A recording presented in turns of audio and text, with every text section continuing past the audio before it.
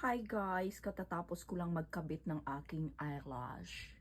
Fake eyelash, and this is just 30 pesos only, okay?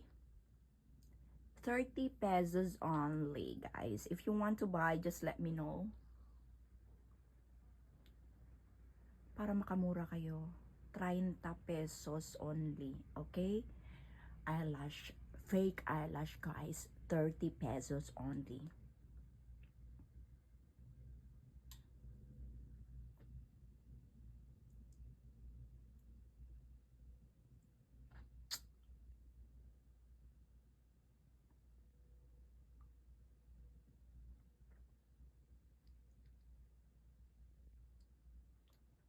And next is my fake nails.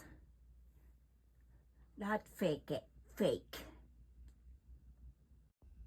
By the way, yun nga palang pandikit or eyelash glue is just 5 pesos only. Okay?